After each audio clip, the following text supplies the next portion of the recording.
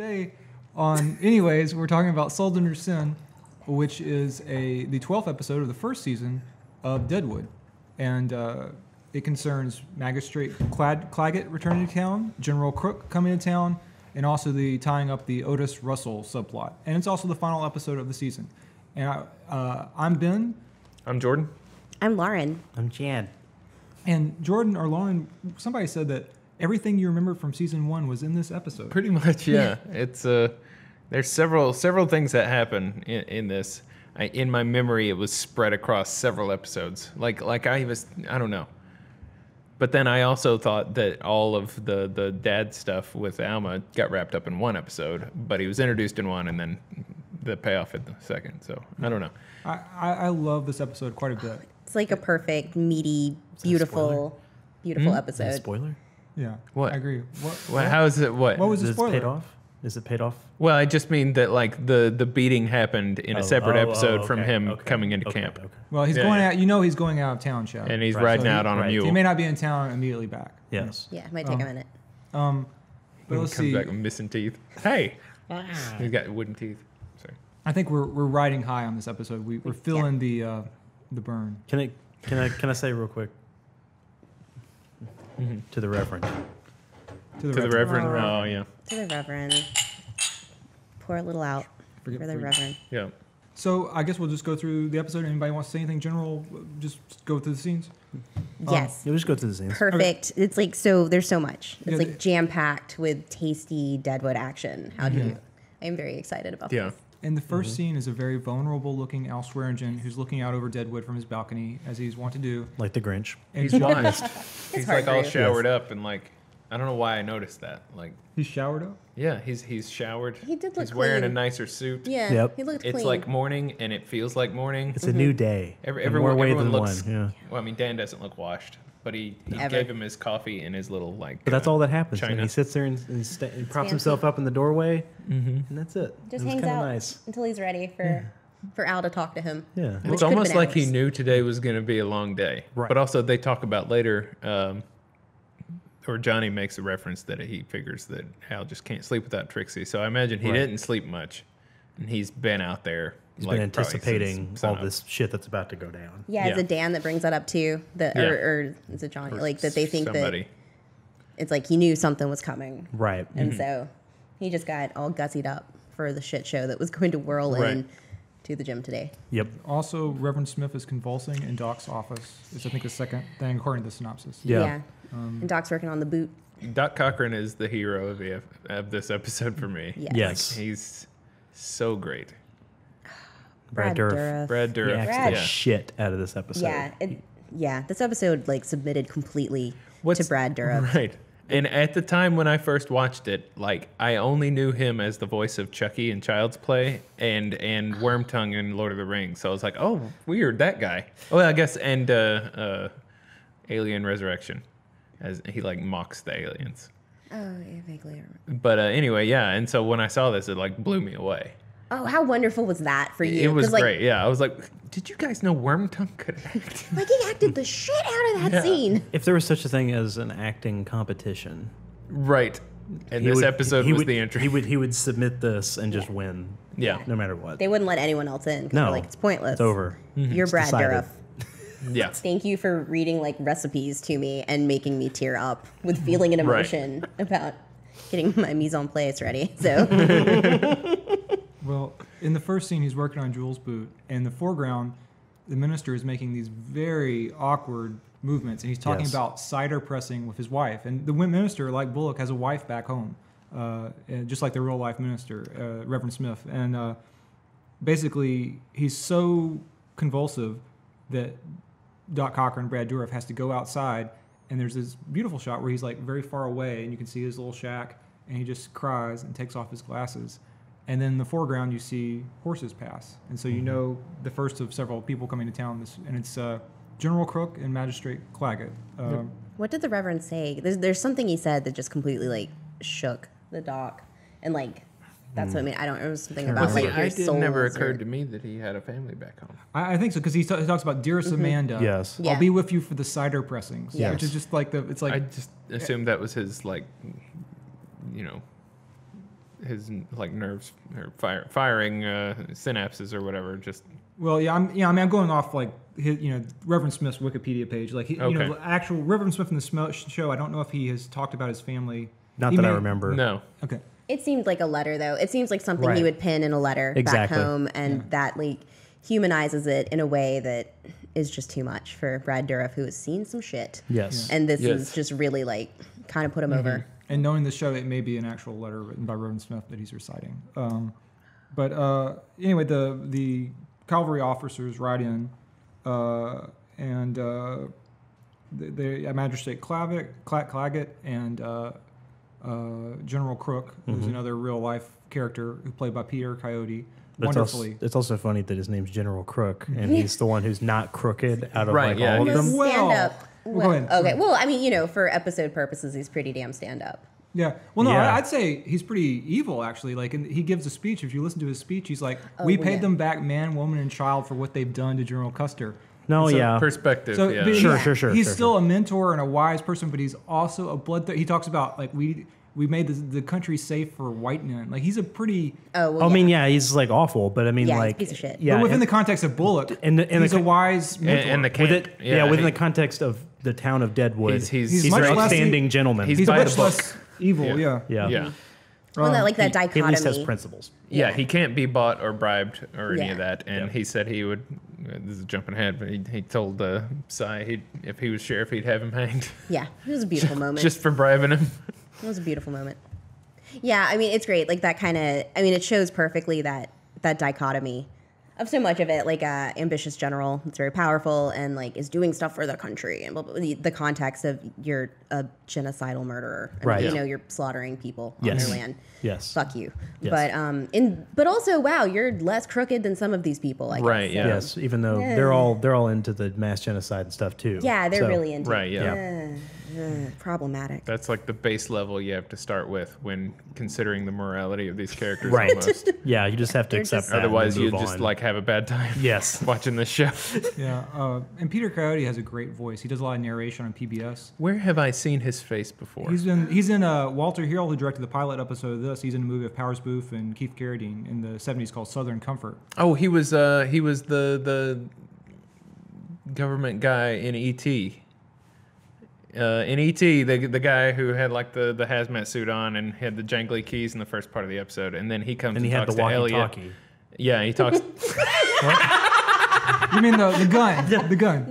Gun? They were What do you walking- mean? No, he didn't have a Always gun. No, he didn't have a gun. He had a walkie-talkie. This Oh, yeah, this yeah, guy yeah. They wasn't all had trying to. walkie-talkies. This No, guy it was wasn't gun. trying to shoot.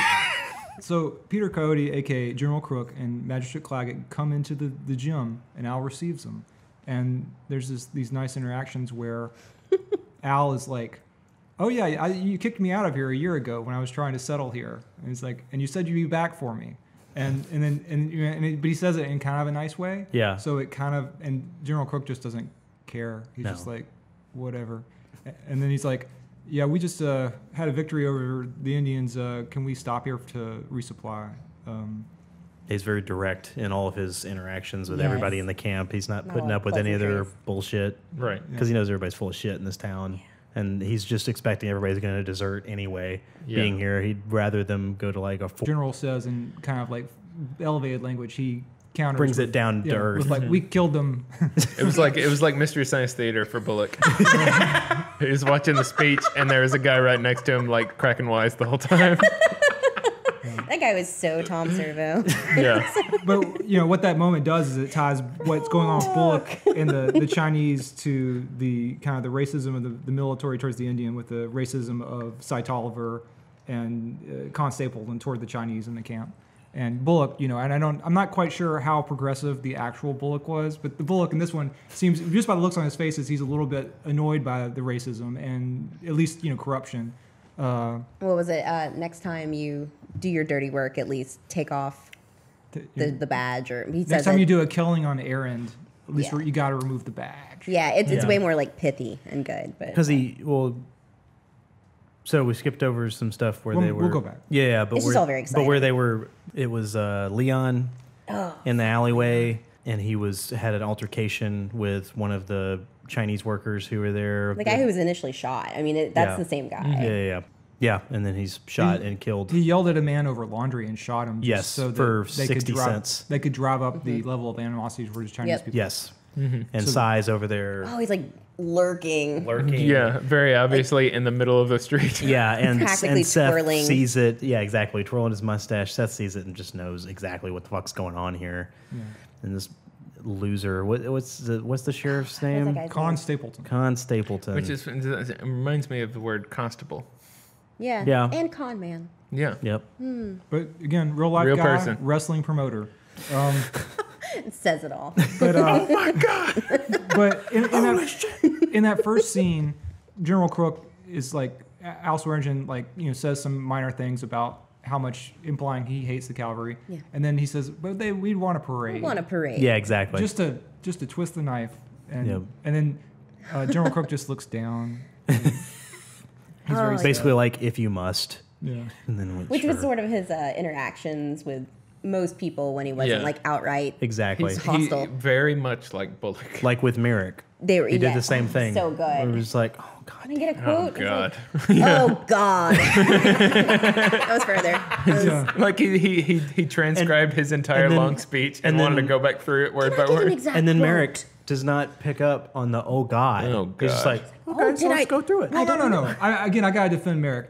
Number one, the reason we have that speech, like I think I can't prove it because I can't figure out where I saw this, but I think that speech is a verbatim transcription down to the huzzah of Farnham. The actual E.B. Farnham Right. actually said huzzah during Huzzah. that speech. Right. And I think the speech is what appeared in the Black Hills Pioneer, Merrick's paper at Right. the time. Right. So it's like, if he can't acknowledge that he's annoying people because he has to get the details. Yeah. He Yeah. has to pressure But if he people. wasn't so tiresome to deal with, I think being tiresome is part of why he's good at his job. That's true. maybe, That's a maybe personality. that's part of it. But I trait. think you can also, I don't know, have more self-awareness. It made me think Yes. of the recent Robert Smith interview where he got when he got inducted The Cure into the Rock and Roll Hall of Fame, and they come in and they're very British and Curie, and the interviewer, she's so like American and like super excited, and she's like, "Are you guys really excited to be here?" And he's like, "Oh, I guess not as much as you." I mean, it was so like Yeah, if yeah. you watch it, you'll be like, "Oh my God, Admiral Yeah. Crook, you are so Robert Smith right now."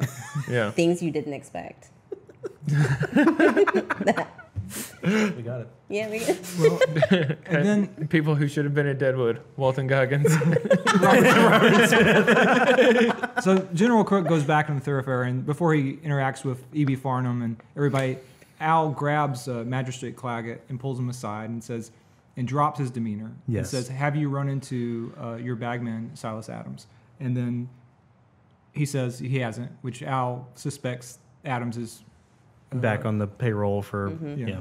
And then he just says, and he's like, "Well, allow me to tell you what you didn't hear, which is fuck yourself." It's just like, perfect. and then Claggett, again, the actor Marshall Bell is great, and he basically says, killing me does not counteract a warrant, or you can't kill an idea. Basically, what he says, or you can't kill a warrant. The order or the Yeah. transcription, the telegraph that transcribes it, and it was pretty great. And those who are content Yes. to put food on their table by carrying out the orders involved.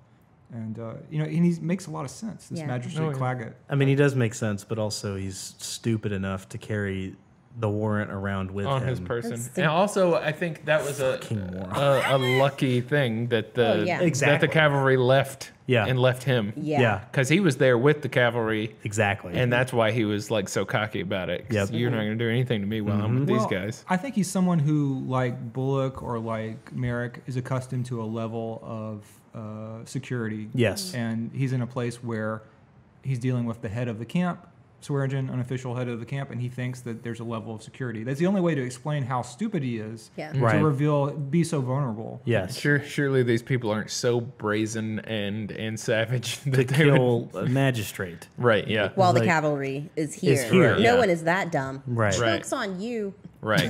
they're not even ridden out of camp yet. Yep. And it for me, that's maybe a minor flaw of the episode. It's a little too easy. Like he goes up to that room so easy. Yeah. But fair. we can get into it later. But I think there's an element. I wish they had done more with Al crying before they go up the stairs. But again, we can get to that later. Okay, sorry. Well, yeah, we Can get. I be excited for a moment though? Yes. Can we have an E.P. Farnham alert. Please. Which EB Farnum alert. woo, woo, woo, woo. Can we talk about how great it is when he is with Merrick is like getting the pictures of pissed off Crook and he's like, oh, biggest smile, resolute and strong, okay. And then Farnham's like, wow, the cavalry is here. And then comes in and is all like super huffy, pissy with Al, like, well, you would think that the mayor would know the cavalry Yeah. is in town. All like And fussing not- And then the himself. first thing he does is turn around and inform like someone who walks in the door. Yes. It was Oh, the Doc Cochran. cavalry's here. Did you know? Did you know the cavalry's here? Well, after like Al totally manipulates him, and then Yes. like Yeah. says something, he's like, "Oh, and we're putting you in charge of this," and he's like, well, "Perhaps I should get the hosannas ready or something. Yeah, you yeah. should be paid for your services." And then how he needs to feel important with Crook on the Yeah. horse, and he like Oh, he slowly keeps like he like puts a standing on foot a up, barrel. and, like, and then gets on the barrel just to say huzzah, huzzah. That's a bad movement for this show. Yeah, so I just, so perfect. He's not in it a whole lot, Yeah. but also when he gets super told off by Al McGarrett's dad about Yeah, like the, you that think was- you're Oh elder- my god. Oh, cut- He's That was- chomping on a cigar too while he's Yeah, doing yeah. it. His need to rub against his betters Mm-hmm. it, like costs him business and all kinds of cons that he could do if he weren't so EB. Yes. Oh, he's so EB. So it was so perfect. Yeah. Like he's not in it very much, but when he is, it is so gratifying. Yeah, and he goes when he first comes in after seeing the cavalry. He says, "Coming up," he gets angry. He yells something like, "How shouldn't the mayor be informed without coming upon them in the goddamn thoroughfare?" Yeah. Yeah, and he's that's like angry at Swearingen to his face, which is just Right. again But- you worry. But what? also Swearingen is just knows to placate him, Yeah. and is just like, oh, I didn't hear about this. He has this kind of witty thing about, yeah, I hope you might charge for this service. Yeah. And then like immediately distracts Farnham. It's almost like a cartoon. Farnham Yes, immediately he like, is. Right. He's Yes. a cartoon character. Farnham is a cartoon character. Yeah, and then we next see him with Captain Bub, who is Captain Crook's second in command again, who is a real life guy, and he says something like, "You know, these are a tremendous amount of provisions, sir, but you're buying for full-grown men." Yeah, but you are buying for So he's just like salivating at how much he can charge. Yes. And we learn later that Captain Bub calls him. He says something like that. Gopher-faced merchant's agent is trying for our eye teeth general. So he's like he's so rapacious and desirous of making money that he can't. Again, he has a problem interacting with other humans in order to bilk them of money like he wants to. He Yes. has no chill. There's also a scene where, shortly around this period, after the General Crook is meeting with Farnham, as you said, Farnham's leaving, and Doc Cochran is entering, and Trixie is over here, and Swearingen is eating a peach in the foreground. He had Yes. told Johnny earlier, put out some peaches. You know And it's a meeting. He's eating it off a toothpick, and anyway, he's still very angry at Trixie. Doc Cochran is angry at the concept of cavalry coming to camp. He says, fuck the cavalry and the committee that receives them. Right. And I think I just recited about like 5 sentences worth. It's weird. It's Trixie complicated. and I mean, yeah, there's Al, something to yeah. it. I mean, I Yeah. like her with Saul a lot more, obviously, because that's a healthier relationship. Right. But there's something endearing. But you about- want there to be like you want them to at least be on like good terms because Like they do human have a We had a very long rapport. discussion about Trixie and Al's relationship in the last episode. Oh man, and I hate I missed that. It is really complex, Yes, and I mean, it it is. is not what anyone is going for. No. But knowing like the circumstances they're in, and how her situation is not great, like he does. Yeah, I mean, it's a little Stockholm syndrome. Sure, a bit, of course, which yeah. I think would be seen. But there is also, I think, some general regard on both sides, and I think he knows that she's kind of his equal, whereas I don't think he would say that about a lot of the men in the No, camp no. too. But I think that he I sees. think he probably hires them that way. Yeah. the men. Yes. So that they're Yeah. He fucking hires stupider. stooges. Yes. Well, I say that. Dan, though. I mean, I think Dan is kind of a level above, but he maybe didn't know that. Dan's when like a fellow pioneer. Well, he's the Yeah. he's the second boss to the Yeah. end. you yeah, know? yeah, Yeah. right. And Yeah. I feel like he's you not the know, henchman. Johnny's a buffoon, but Right. he's they're trying, I think, to groom him Yeah. for a better position. but he Well, is- yeah, Well, you see yeah, that in you this saw that. episode. yeah, Johnny has a sweetness that I don't. They all have like an innocence that needs to kernel. be stamped out. Yes.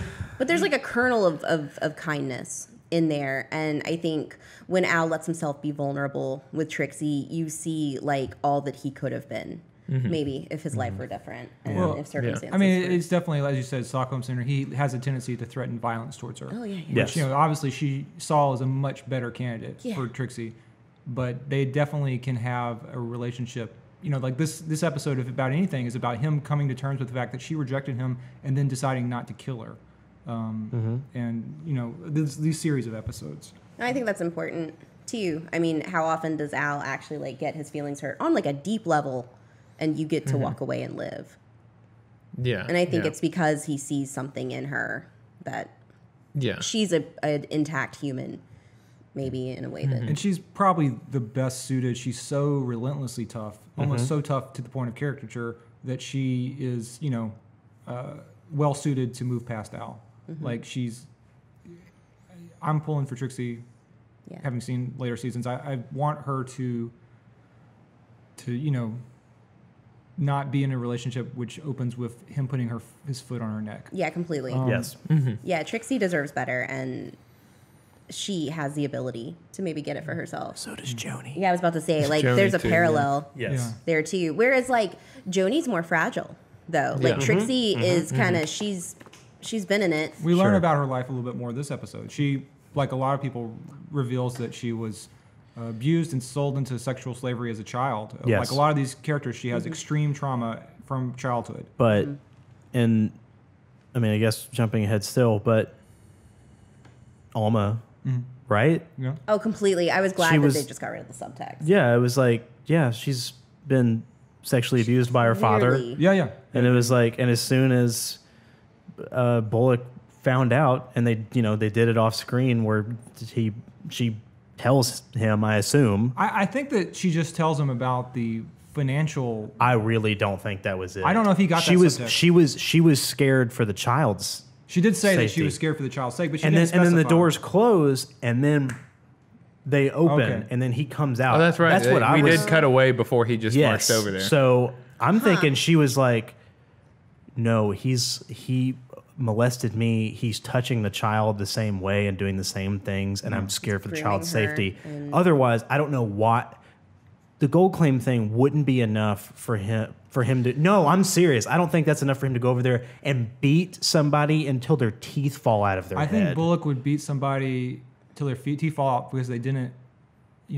accept his proposal for the rubbish redistribution issue from like an episode ago. He has a rage problem. Yeah. I get what you're saying. I think it's a total don't know. valid I- interpretation. yeah. I think- but it's just like she also that's the farthest he's ever gone. I'm sorry, like including shooting people. yeah. Like just straight up shooting somebody is like different Yeah. from climbing on top of them and Right. beating Beating them, the shit out of beating them the living with your fuck out of hands. them until their teeth fall out of their fucking head. That's totally different. Whether she actually told him or not, Or because he I picked mean, up on it. I think he picked up on it. Regardless, Yeah. I mean, Yeah. he's sharp. Yeah. He sees through bullshit. Yep. He's quick at assessing a situation. Yep. He has never seen her upset like that, No. and he's seen a bunch of shit with Yeah. money back and forth. Yeah. So Yeah. he might know like there's something, and now she's picked up this child and walked in the mud and come here like. Fuck this guy. Mm-hmm. Yeah. Yeah. Like there is something that he has picked up on that is Sure. more Right, than just yeah. money. Sure, it's yeah. Because his indignation is like the most righteous Yes. it has possibly been yet that we've seen. And I was so ready for him to shoot him in the head. I love how everyone slowly like starts like, oh, The entire town gets together to Yes. watch him beat a man. Yes. Well, and it at first you're like, they're all gonna be like, Seth, don't do it, Montana, calm down. But then it's just like, I can't talk him down. He's just got It's to. hard to talk down from that. But I just love how slowly everyone starts positioning in because they're like, it's about to go down. They could see it coming a Yeah. mile away. Yeah. If you've met him once, you're like, oh, that's his like You- super. Well, brooding and rage that's the face. thing too. Yeah. He's got Like, two faces. well, not even that, but like, There's resting face and then there's murder face. yeah, And that's exactly. it. It's like, because he's there's always something boiling under the surface, Yes. and it rarely gets out. Yes. And that was an example of that. His face. Yeah. It's just so that exaggerated. just like exactly. Yeah. He's It works for me. Like it really works Oh, it for me. works. Like, oh, I- it works. like Yeah. that face is not because he's mad. That's him trying to contain. Yeah. Yes. This so he monster- doesn't explode. Yeah. Yeah. Well, and that was what the to go back to, I guess, toward the end, what the what's his name, Crook, was saying to him. Basically, if you are somebody who can't trust their own, violent streak, Yeah. direct it to something good, you know. Right. You're at least self-aware enough to know that you have it in Right. you, unlike a good bit of people, and don't hate yourself for your bloody thoughts. Right. Yeah. Yeah. We all have bloody. We all all have bloody thoughts. Mm-hmm. Yeah. Which is well put. Yes. A lot of people criticize Oliphant as the weak link in this cast. They say that he clenches his jaw too much, is what a common criticism of Oliphant on the internet. Okay. At least. But I totally The internet? the internet. It's this The internet, it's this, bitches? it's this thing that happens after 1876. But it's just I like don't know about that. Spoilers. yeah. The internet comes to Deadwood with the telegraph. Internet comes to Deadwood. In real life, Deadwood was one of the first towns that had a telephone. Around this time period, they actually installed a telephone. But not as early. Anyway, I'll shut up about that. In the next scene, Doc Cochran goes to visit Jewel, and he has her boot with him. And I particularly like this scene because he's doing his thing where he scolds someone, and she just is laughing. Yes. And it's he's so like, great. he keeps, and then he gets a breaking point, and he's like, "Don't you be the doctor? Don't you be the fucking doctor?" And she just is like, has this demented smile. She's like, yeah. and it's a lovely scene. It really is. Man, should any of us like go to the doctor and have them give a shit enough about Oh, us man, just to can you castigate imagine? us Screaming at like me. that? Yeah. Someone You to, tell me to any care that numbness. much. Yeah, like they don't. Yeah. That they yell at you that you're hurting yourself. Yes. You are responsible for why you're this way. Why are you yelling at me?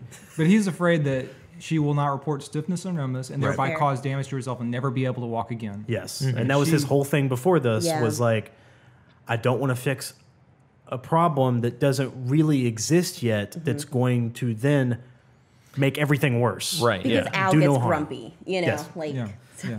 And she's just super elated and the happiest we've seen. And it's surprising because it was so depressing when she was walking through the mud and she was falling down and people were making fun of her. And now he actually made her freaking brace and she's Yeah. like, it turned out. And she could dance. Yeah, Yeah. yeah, oh, that was so we'll- wonderful. Nimble as a forest creature. yeah. That ending, I guess we should maybe wait to the ending, but the Yeah, yeah, ending we'll is talk. so well deserved. Yes.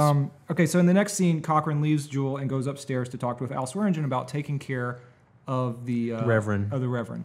And Al says that a human being in his last extremity is a bag of shit to hold. Yeah. That Oh, was right. powerful. Yeah. That was so And great. then that's when he fucking blows up on Al. Fuck you, Al. Fuck you, Al. And it's just like all the air is taken out of the room. And Yeah. you think like this might be the breaking point in their relationship or something where it's like, You're afraid that he's going to turn around and kill him. yes, because it's like, He does that.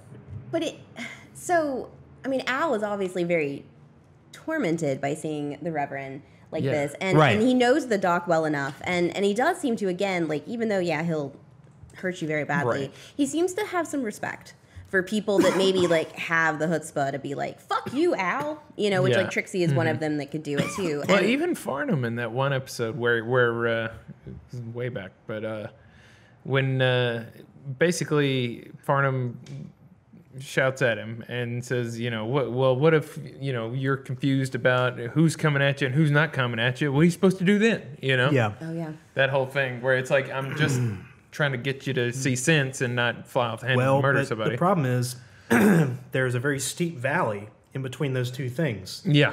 So if you just point out something to Al, he might cut your throat because you're questioning him. Mm-hmm. And then there's all this leeway in between that to, look, I'm trying to make a serious point right now, and the only way I could do it is yelling at you. And Yeah. that point right there is the point where he won't kill you. But anywhere in between, Yeah, like- yeah, okay, yeah. fair. he'll fucking murder you. But I think he knows why. Like, he understands, like, uniquely. So even if he might have been inclined to, like, well, I'm going to beat the shit out of you now, Doc. Like, Yeah. I think he knows why he's so upset. Sure. And because it obviously is very upsetting to him. Wouldn't that have been disappointing if he had just beat the doc? That would Yeah, that would have very- been super yeah. disappointing. Like- I mean, especially with all of the feelings he's had towards the preacher Right. Yeah. up until now. Because I feel like they're more on the same page than Al is letting on when Yes. they're talking about of it. course. Completely. Well, because he doesn't want to make his feelings known. That's what he does. He makes jokes and stuff, Right. and doesn't want to actually talk about things. Open up, yeah. Yeah.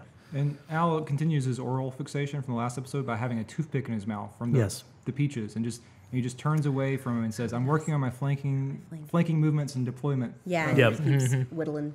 And so the next scene is Otis Russell, Alma's father, and Alma. And this is the first of two scenes. I think we should just go ahead and discuss both the scenes. They're both in the same room. Yeah.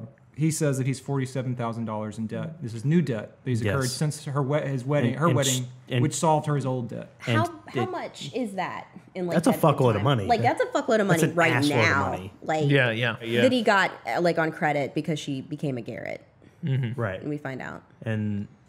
And then he like grabs her arm in this awkward way that like, and it's There's a shot of his hand on her neck. right. neck. It's very like there's a reason why they're holding on this close up for a really uncomfortably long Yeah, time. just like It's making her uncomfortable. and she reaches for the laudanum. Yes. And then her like personal like no, and Yep. then that like 1,000 things. So if you had any question about any of the subtext there, Yeah, like right. they're like, It's hey, all out the window now. Hey, BT Dubs totally like sexually assaulted Yes. her, and And then he moves from that to, I think, touching Sophia's ears again. Yeah, he Right. like kind of like He gets does at something, her yeah. Right. arm. And then she just tries to have him stipulate in writing that he will disassociate himself from her. And and then he says no. He just flat out says no. And like doesn't he, While smiling at the kid. Yes. and like slide a hand, pulls a quarter together, like super grooming, creepy bad stuff. Yeah. Does he tell Alma in that moment that he'll lie? Because I know he says it to Bullock. He later, says it to but doesn't Bullock. he Yeah, he still- says it to Bullock. Okay. But I think, according to the synopsis, he says, "No, darling, you'll help me, and you'll have no such thing." Yeah. Yeah, he doesn't even try to do any sort of like, subterfuge or anything with that. It's just like, no, you're just going to do it. Yeah. Yeah. I'm just. You gonna don't have do any it. power here. Yeah.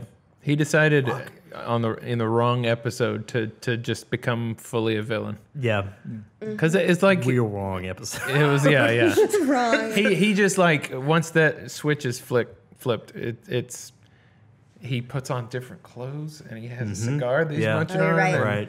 and he's like trotting down the steps, twirling his cane, Yep. like a Batman villain. Oh, and when like Alma comes down because she's so upset when she sees him touching on Sophia, and then she just like.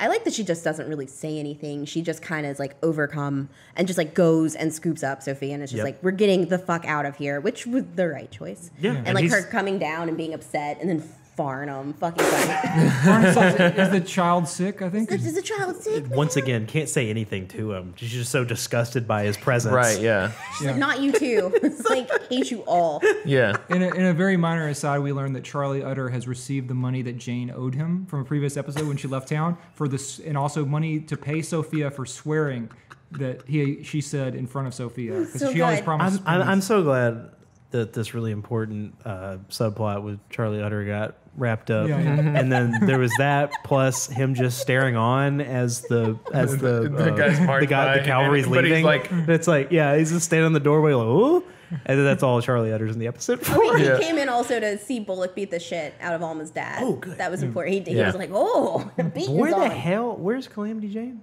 She left town because she didn't like the direction of the camp. Either that it was getting okay. municipality, or it was people were killing people in the streets. That's right. That's the scene with Charlie Utter a few episodes ago, Yeah, right? yeah. And then she's leaned up against the thing, and that's when she leaves. She walks off and says a bunch of words how she'll send him money.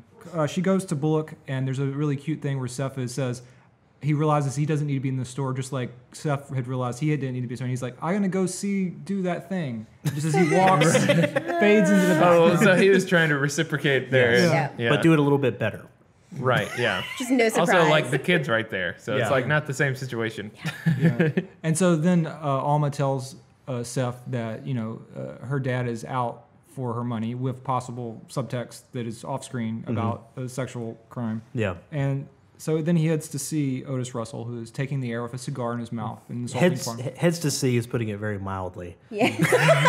No one has ever like rage brood walked with such intensity. Yeah. It's really interesting to me that a lot of people think he's a weak link, because I actually Right. think he's fantastic. No, in No, it. not a weakling, but just they feel that he's too broad. He needs to show more faces, more Sure. than just the anger. But I think it's the nature of the character, like you said, Right. he's reining it That's- in. He is a rage machine. And he's Yes. always trying to pull. He's Yes. always trying to pull himself back. Yeah. It makes total He's sense. to me. he's constantly keeping himself from beating the shit out of somebody. You see it. You see it working in his eyes. You can tell Constantly, he's yeah. always at war even with himself. even Saul, like it was something nonsense, like nothing, like, oh hey, we're supposed to go to breakfast, and it's like, I'll be right there. They're Saul- so the odd couple. Yeah, Saul has a great moment where after the beating, where Saul is like, Bullock is just standing in their store and just staring into space, and he says something like, you know, I think you feel that you regret something that you did today, Seth. Yeah. It's just like somebody leading a child Right. to speak. Yes. And then like, well, the day, and he's like, I don't know the man I am or something. He's like, well, the day's not done. Yep. Also, really I love anytime a character is staring off into space thinking Yeah. about something, and another character joins them and looks off in the same direction. Yeah, exactly. Just What are like we to looking humor at? them. Yeah. Right, yeah. Anytime Okay. someone What are just you looking sidles at? up I next don't to see him and What's over there? But back before the beating, Yes. Otis is taking the air, and he has this really wonderful speech where he's like, you know, why it's very complicated and it has lots of clauses and dependent clauses. And it's basically all about how he, you know, it would look bad to beat me in the street. You're associated with my daughter, and I'm going to accuse you, and then I'm also going to lie that that she confessed to me that she's murdered, so that I can take her gold, and that I, Right. you know, also. Come play craps with he's me. saying some of this like right in front of everybody in the Yeah. belly. Oh, Exactly. it's amazing. Yeah. Like that guy. Like you're right. Like he just is like, no, I'm a villain now. The amount of swagger yeah. that he He's like has Bond in this villain. scene is Yeah. insane. It's wonderful, and they even give him that close up where like he has a super close up, and he says, "But just know that my senses are very well attuned to the smell of shit, and I hate this camp." And he's oh man, it's just It's so good. it's never clear in movies what the hearing distance is. Like when people are standing around Yeah. steering, Yeah. like how much they're actually hearing and how much they actually know. That about happens a lot in this show too, because like I think it was a few episodes. Yeah, it was the episode. It was where who's his partner? Eddie Sawyer, Johnny Stubbs. Eddie and Joni are over there at the table, and they're talking about ripping him off. Yeah, and he's right there. He's like Yeah. they cut to an over the shoulder shot where he's walking in as they're saying all this stuff, and I mean he's like, as far as from me to you, Ben. Yeah, he would know, but he doesn't know. But he doesn't know. Maybe that absolves Bullock then, because maybe he just didn't hear the Reverend preaching to the bulls. Maybe When he walked right past him. That might be it.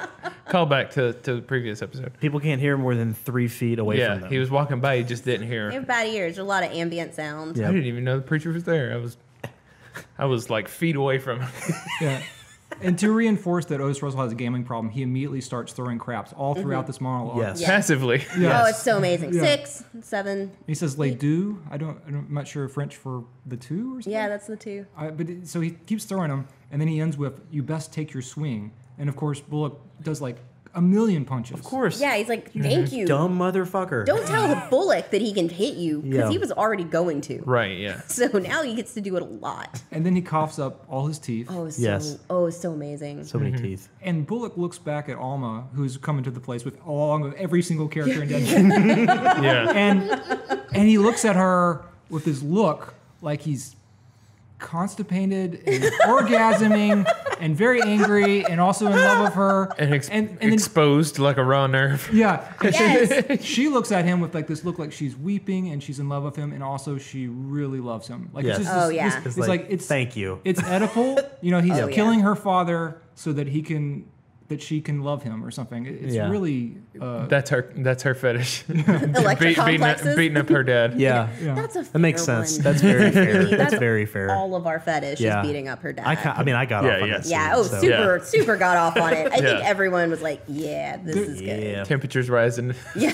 And there's also a really great moment for Ricky Jay when they start to fight. He says really softly, "Gentlemen, watch the felt." Gentlemen, watch the film. Like, I did not hear that. oh, yeah. so it's like his main do remember concern is that. his really nice table. I mean, that's fair. watch That's the, like while he's getting pummeled, gentlemen, watch the film. I wish I'd heard that. Oh, that's so great. Yeah, and then Alma leaves her father in the care of the Bella Union. I would ask him to like take care of my father. Was that the same episode that Sai got on somebody about spilling their drink on the felt? No, that was a separate That was a episode. different okay. one. I think it was Yeah. last episode. There's a running felt subplot. Yeah. It's very expensive. It very is. nice. Watch the film. Watch the felt. Because who's going to Bullets- replace it? Yeah. You're right, Who's yeah. going to fucking Yeah, replace it? there's not like a felt provision store. Hell No, yeah. Bullock's face when he leaves though, like It was It's the- extra It was Whoa. priceless. wrinkled up. whoa. It was priceless. It Well, was like it- He was California like Basin. bug-eyed, but like his mouth receded up into his mustache. Yeah, in the Bella Union, it's a serious dramatic scene. But when it goes out, it's comedic. He's like, insane. oh, fuck. And then Well, Just like do- disoriented, like Yeah. looking around, like I don't know where to walk next. And That then guy you- just spit up teeth. Yeah. You hear Fuck. underneath the Probably sound of shouldn't the have done that. parade military music. So great. Yeah. So it's like making fun of, it's drawing again a connection between his violence Yeah. and the violence of the military behind him. And it just, he doesn't, you don't understand why the military is there. And we're okay with his violence because we also, I mean, it's a great like mirror back to us because we perceive it as okay. Which in this case, yeah, totally cool. His, Yeah, his yeah. fuck- Right, yeah. fucker Yeah, guy. this I is feel one of like- those times where I'm Yeah, okay with it. everyone's okay with this. I Yeah. feel like there's no Yeah. wrong side on this. Like sexually abusing your children and being manipulative. You You deserve should to get the living beat up. shit beat Yeah. out of you. Well, and it's like if he had been beaten up more for his behavior, he might not have gotten that far. He might not even be in debt if people just beat him up. I don't think it's punishment, it's defense. Yeah. She's Yes, defending she's her defending her. from a very dangerous situation. Exactly. Yes. Exactly. So it's less of a justice than just him defending her like a from preemptive- predatory Yeah, actions. you're not When he gonna do says this you have no again. power at one point, when like I think right before she reaches for the laudanum glass, when he says something about like don't mistake it that you have any power, like Right. pretty much like you're a woman. Yeah. Just because you have the gold claim, it could easily be mine. Sorry, I'm a kitten. man. I'm a man. I'm your husband. I mean, I'm your father. Yeah. You know, Yeah. I could easily take control of all of this. And then we see Con Stapleton, basically organizing the murder of a Chinese laundromat guy. Yep. In order so that Cy Tolliver can take over some more land. And this is slowly building and building and building Bullock up to ultimately make a decision Yeah. to, Which he struggles with for a second. He goes the wrong way first. yes, because he doesn't want to fucking deal with it. Right. It's like, like he this says this guy- so many times. It's like, I left Montana to stop doing this shit. Yeah. It's like, and it keeps pulling me back in. Right, yeah. Well, I mean, to the point that he's gonna like go over to the gym and like fall completely in with Al's Yeah, it way was of like, thinking. you We're have to gonna kill him. hit. Yeah, you have to kill him before he leaves town, or he's going to be all of our problems. His like buffoonish rage face walking up to Dan though and like taking shots and just being like, you Yeah. should listen to me before you finish pouring another Yeah. shot. If he don't die, I think that arguably Bullock is not necessarily trying to orchestrate the guy's murder. He's just letting off some steam. But he is. Yeah. He says, Dan says, so you're saying that the luck doesn't have to hold out, and Bullock says, I don't swim in that shit. He's saying, I'm not orchestrating a murder. I'm just letting off some steam, and I want to kill him, But then why would you go there and talk to the hitman who kills people? so he can drink. No, He's on his I'm way- sorry. he's That's on- not right. He wants to leave a message for Swearingen. He's, Guilt is what makes him go and talk to the general. and that's, yeah. Like Yeah. because Exactly. he feels like because Because he he did knows what he did. in the heat of the moment go over there and try to get him and killed. try to get him killed. And that's what Saul But he tried to references. do it in a way loosey goosey that left Yeah. him like not attached to it. A Yes. little bit of wiggle exactly. room. But come on. And Dan shows his smarts by saying, you ought to pin that on your chest. You're hypocrite enough to wear it. Which Exactly. So fucking great. Great. Which is, more in line with, we talked about Incredible. how Bullock is following like a traditional hero's journey. He's accepting the call to be a sheriff. But at the same time, there's all this stuff where it's like, in a modern perspective, he's like a violent cop who beats up people Yeah. and then justifies it afterwards.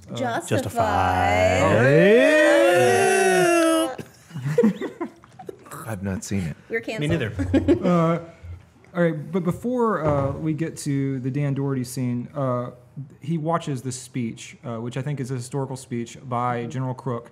And General Crook has found Custer's guide iron, which is like the flag and little pole, and he's like taking it back, which is, again, this truly happened at the Battle of Sunblutz. And he takes this thing and says he's reclaimed it for the white man. And this makes Bullock so angry that he takes Con Stapleton's badge and throws it in the mud. Yeah. And Con Stapleton is often left Well- behind by Tom Nuttall as well. Well, He's because disgusted. Con Stapleton's there trying to talk to Bullock about, what happened. And Oh, I'm glad you saw that in Yeah. the mob. Yeah, exactly. Yeah, back me up. back fellow me up white man. totally. And then I'm not sure what you mean. But then- and if I did, I'm not sure I like it. And then So great. and then that's when Tom abandons him. Yeah. And Yeah. he's like, God, you're such a dumbass. He calls him a bought out son of a bitch. bought out Yeah. son of a bitch. Leave it there, you bought out son of a bitch. And then rips the badge off, throws it in the mud. Yeah, leave it there, you bought out son What's of a bitch. funny about Con Stapleton is he seems to hunger for approval from Al Swearingen and from Bullock. Like several Yeah. times he talks about he just wants some reassurance. I got Right. it. And he never gets it. And he's just such a funny kind of louse. Yes. And so then we go makes to a scene where Al Swearingen, Wu is walking out of Swearingen's office. And Once again, storming upstairs. And Swearingen says, when did you start thinking every wrong had a remedy, Wu? Did you come to the camp for justice or to make your way? So he basically is saying, Wu, I won't kill somebody for the person that was just murdered. I won't Right. kill Con Stapleton. I don't have that much political capital left don't to have that spend. much. Yeah. Yeah. And Maybe before Psy came, but Exactly. he doesn't. He could have done Right. anything. It's different. then. It's Yeah. different now. Yeah. And then we're at Tolliver's, where General Crook is having dinner with Cy Tolliver. Of which Cy had to convince him to come stay Oh, yeah. at the Bella Union. Yeah. Because originally he was going to stay at Farnham's place and didn't really want to. And then that's when Cy comes up and is like, well, you could stay, at my place, whatever. And he's like, yeah, but you'd have to shut it down, basically. We couldn't have any of this other shit going on in there. He's like, okay. But it's worth it to Cy because he's very interested in paying him $50,000 to get 12 to 20 soldiers. Yes. Yeah. So that they can establish order for him. Right, yeah. So he can basically be able to lay down the law. Yeah, the way he wants it. Right. I Yeah. mean, conceivably get rid of Al. Yeah. Yep. Yeah, he'd have the power then. And apparently Claggett is working with Cy. Like they're working together to, and Claggett also seems very excited about the woman that they present to Crook. And Yeah. Crook, of course, puts his hand over the glass. Yeah. And so, again, Crook comes across as like an upstanding kind of gentleman. And In those situations, yes. Yeah, I mean, Right, by yeah. like the society concept of upstanding, yes. Yes. Right. He was a more incorruptible up in a way. Right. Yeah. You can't, no, Are When you you sure have a we can't moment. tempt you? You have a moment where he like really looks at her and you're like, oh, and he's like, no. Yeah. well, but, and she looks extremely nervous. Yes. We saw her a few episodes ago. Her name is Lila. I feel like I've seen her elsewhere too. Didn't she pick up the teeth too? Didn't she Oh like no! tend Oh yeah, to... she took up teeth, and she was also when in the previous episode they threw down the money. He introduced her. Yeah, he was the one. She speaks. Gonna be a real earner for you. But Bullock interrupts them and says, he says, my brother was in the Mexican army. My dad was in the British army. I beat a man near to death. And as you guys said, it's out of guilt. Whoops. Yeah. He wants the man to Otis Russell to be under their protection. Right. And then he gives him that honor because of his brother's service to the military. Also brandishing the cigar and looking very cool with his military epaulets. Yes. He did look cool. Yeah. He's got a cool scar too. He does have a cool scar. And then I guess there's some. We see Al about this point watching Trixie and Johnny like bundle the Reverend Right. into thing. And there's also a very funny shot earlier where Johnny Burns was pulling the Reverend and he was just smiling on the Yes. sled. Yeah. It was really a sweet, angelic Yeah. smile. I Yeah. mean, Yeah. honestly. Yep. Yeah. And so then we get Doc Cochran is praying and drunk, and he's saying basically to God that you kill a lot of people on the battlefield. What does he say? Of what use? Or no, what was it? Please take him. Of what use what is his protracted suffering? Yeah. And then he starts equating transitions it to to like Battlefield the Civil horror. War Mommy, and stuff. mommy. Which then you think they about. shot like, my leg off. They shot my leg. It hurts so bad. Where's my mommy. arm? Yeah, and I want to be a contrarian or wrestling heel now and say that I love Brad Dourif from the show, and everyone loves that speech, but I do not like that speech. No. I feel like he's not drunk enough. I know he's supposed to be drunk, but I feel like it's a monologue to God, and it feels to me a little over the top. I mean, he does as best as he can, and they shoot him in a cool way where you can't even see his face for half of it. But to me, Yeah. it's just so over the top. It just takes me out of the show. I'm just like, would Reverend Smith, Doc Cochran, who doesn't really believe in God, be having this conversation with God?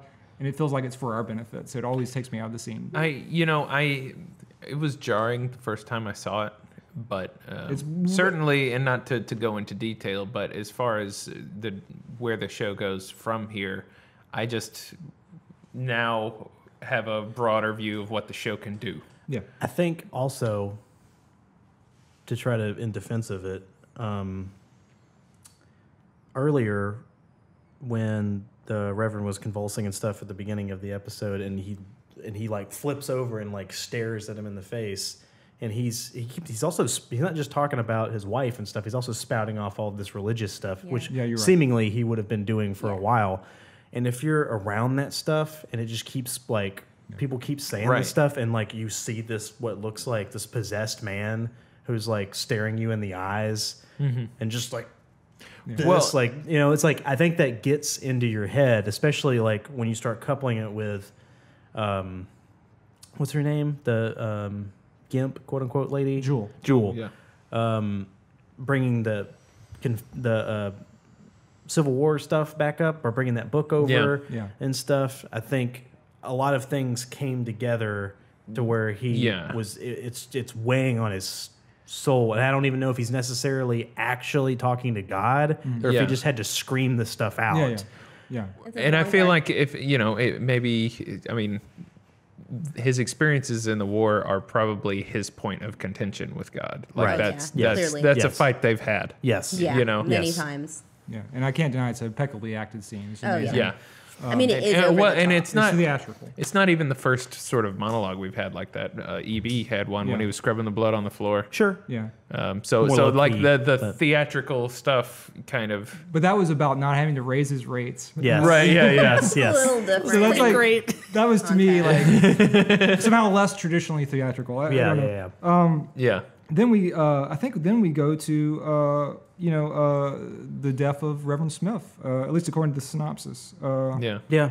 That was really beautiful. Like everything Right. surrounding it and the lead up in the entire episode to it. I mean, you feel like you're Yeah. going there. You know, at a point when he gets to Al. I mean, and especially when the dog is just like, "Please, just take him." And you're like, "Yeah, that's a lot of foreshadowing right there." Yeah. And, Yeah. But it's okay. and in a way, I think like the doc knows The dog knows what that means. He's he can't do it. allowing himself to ignore Yes. Yes. the details of it Because what so else he can is get gonna- some relief. What else is actually going to happen? I'm not going to ask. And what other connection does he really have to the Reverend, like Al, that the doc knows of, really? Right. Beyond him throwing him out of his place over and over and over again. So, like,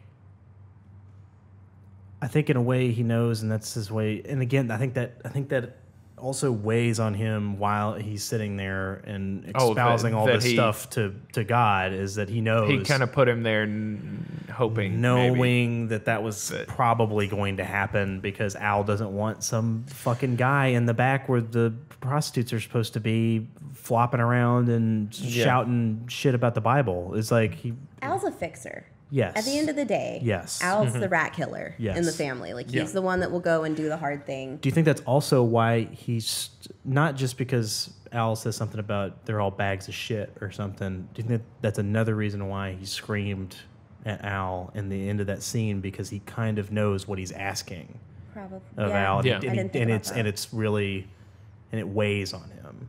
Well, and- What Right, he's that you're asking. making light of a thing that's not easy for me to come to you about. to come Yeah. to you to ask you to take him, like Take him off my hands. away. Please It's fix like it. I can't fix it. I can't. exactly. Mercy kill him. it's I can't do beyond anything. fix it. my- I'm not going to be the one Yeah. that kills him. It's Yeah. against my oath. Yes, like exactly. A, Can't do any harm. and- he's already said this before. Yeah, I mean- Right. 2 episodes ago. Or yeah, an yeah. episode, Well, or one it's the episode one ago. when he was talking to Jewel. Yeah, it's like, do when no he first harm. talked about the thing. Yeah, Yeah, first do no harm, Yes. and that's what he operates and under. that weighs on him. And I think, and yeah, there's just that beautiful. Well, we'll get to it later. Well, there's yeah. an ambiguity about the episode because we never truly. He gets so drunk, we never really see his reaction to the information. Right. Oh, you're right. We didn't. Yeah. So anyway, He just looks like his face kind of Also- lights up for The a weight. second because the weight's lifted. But I think that's it. and That's there all you was, really see. yeah, we don't really see the realization. connective tissue between him saying he plans to stay in and drink, and Mm-hmm. Al saying announcing your plans is a good way to hear God laugh. Yeah. was- And then like the next time we see it, like Al's just walking him into the gym. Hand Right. in hand. Yeah. Right. Too. Yeah, like, exactly. hand They're in holding hand. hands. They're holding hands. Yeah. Which is kind of, again, I think that goes back to that point that like they had this unspoken compact about this. Yeah. Well, also, like, especially if you look back in old photography and going back through, I mean, in history before, and like, especially before the Victorian times, I mean, the platonic relationships between men were very important Yeah. and very tactile. Right. There are tons of photos of like men with their arms around each other, and it's not sexualized and Yeah. it's not weird. And Yeah. it's sad when, like, in the whole, like, adolescence becoming prolonged and Victorian times sort of making us feel like the only sort of relationships that are successful for us emotionally are romantic, Right. we lost the physical touch and the platonic touch that I think as humans we crave and need. Yeah. So it's nice to have that moment where they come in hand, because I mean you notice it. It's Yeah. especially now, sadly, it's abnormal, which Right. is too bad. Yeah. But it wouldn't have necessarily been then, especially for Right. people with some regard for each other. And so that was a really nice callback to me too. It was. And it makes me think that whatever, because like if you're trying to think what's Al's motivation for bringing the drunk doc back to the gym, and it really can only be to like he doesn't need to be by himself. I'm gonna take No. care of him. I'm gonna bring him where there's lots of people. Yep. Well, you it could- sit down over here, and we'll take care of you. What were you It could gonna also be to forestall any disagreement for killing someone he said he wouldn't kill. But like to go to the killing of the Reverend, like he asked Johnny to come in and says, if you want to be a road agent, this is a plot thread that they remembered from about 5 episodes ago. Yeah. They're like, and then he just shows, you pack the towel over his mouth like a snowball. Yeah. And Even infirm. and you can hear the Reverend making noises Yeah. and squirming. So it seems like the Reverend is a little bit aware that he's being smothered and doesn't want to be smothered. Right. Yeah, of course. But it's a tearful moment for Al, and he says, "You can go now, brother." So he's imagining he's getting catharsis over his brother by smothering the Reverend. And then Dan walks in while Yeah. all this is happening. Just opens the door He just and opens the then closes door. it behind him. Could have been somebody back there. Yeah. Whatever. Yeah. Closes the door. This Just is what stands there happens. in the doorway and watches. And again, Well, gets Dan- kind of It looks Dan- glassy-eyed. eerie, yeah. yeah. But that happens a lot in this episode, especially towards the end. It seems like a lot of Teary-eyed. people were getting kind of glassy-eyed. Yeah. Like when Al was like straight up like trying to hide his tears from Claggett. Oh, When yeah. he got Yeah. approached before Yeah, of he course. was Yes. He wasn't ready. mentally ready Right, for yeah. any of this Yeah. shit yet, and he was like, And as I said earlier, I wish Explain to me what you mean upstairs. "Yeah, exactly." I wish they made more of Claggett. I wish Claggett would have let his guard down upon seeing him crying. I was like, "Oh, this swear engine's no threat. He's crying." Yeah. Maybe that was part of it. Yeah, I mean, Maybe it wasn't- I hadn't thought about it. They but- don't Attention highlight wasn't it. drawn to Yeah. it, so But Claggett again is letting his guard down quite a bit, and then Al just swiftly shifts gears and. Because he's kind of a machine. Almost like Yeah. a scene change. And They go into a different set and he's not crying anymore. well, I mean, he's like tenderly euthanizes somebody, and then Yeah. he'll also That's fucking Garrett you. I mean, that's what I wanted to say too. Is that it's awful. yeah. But it's as sweet a thing as we've seen in that regard, and it is. Again, it's the like- sweetest thing happens between him and the preacher. Yeah, it's yeah. The nicest interaction he has with somebody, Right, yeah. up to including killing him. Killing him, yeah. It's like he's got to do it, but he does it in as gentle a way as he can. Yeah. it's humanizing. I mean, at a point. And I think that they keep doing that because I mean Al's such like kind of a big bad, and especially like who he seems to be. But then they kind of slowly are like, oh, he's kind of maybe a little bit of an anti-hero, which whatever. I Yeah. don't know. I mean, this was You earlier, understand too. that the villain is really just like the time period they live in. Yeah.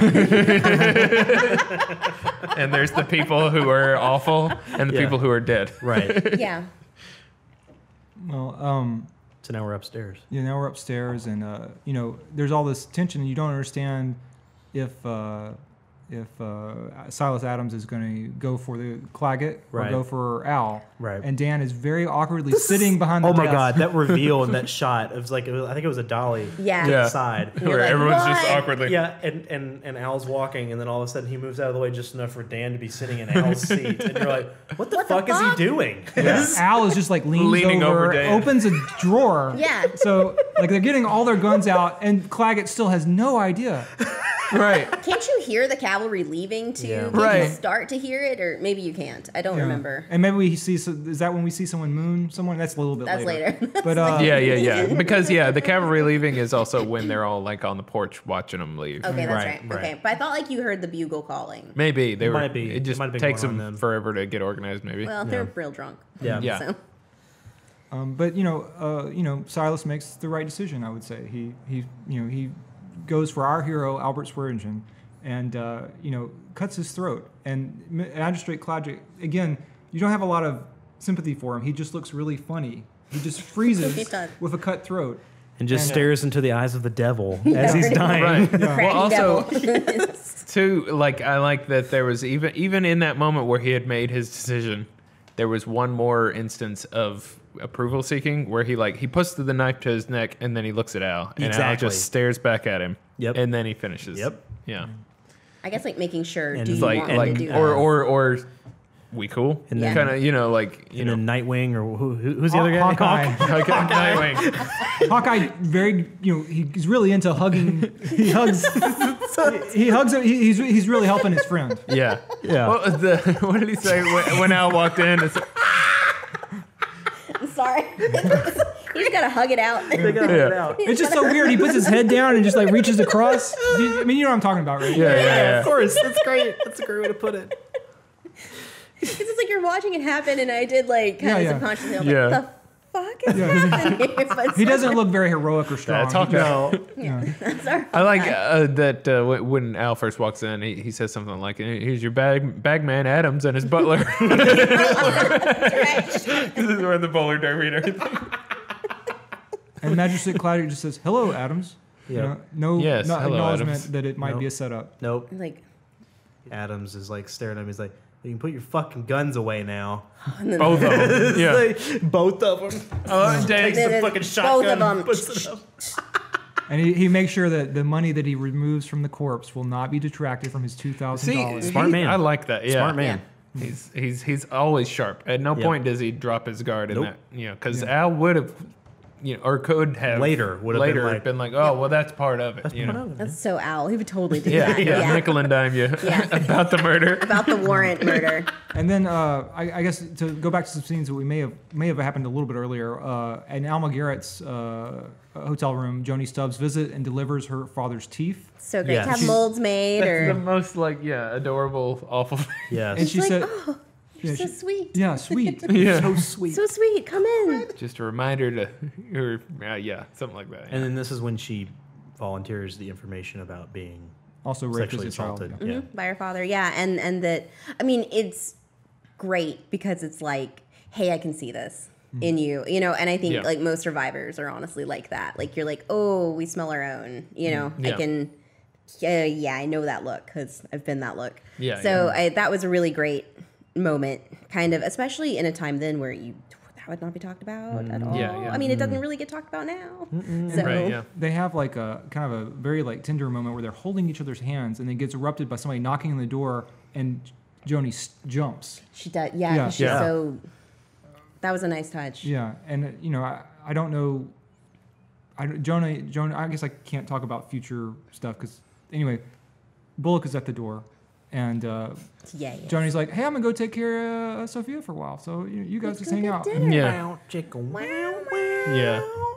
When I was trying to find out like if where y'all were before you watched this, and you're like, oh well, like Saul and Trixie hooked up, and I'm just like, anybody else? Yeah. Like yeah. in my head, and I'm like, I don't know when this happens. Right, yeah. I can't remember because this episode is the entire season apparently. Yeah, yeah. From my memory. Yeah, that it feels like for some reason the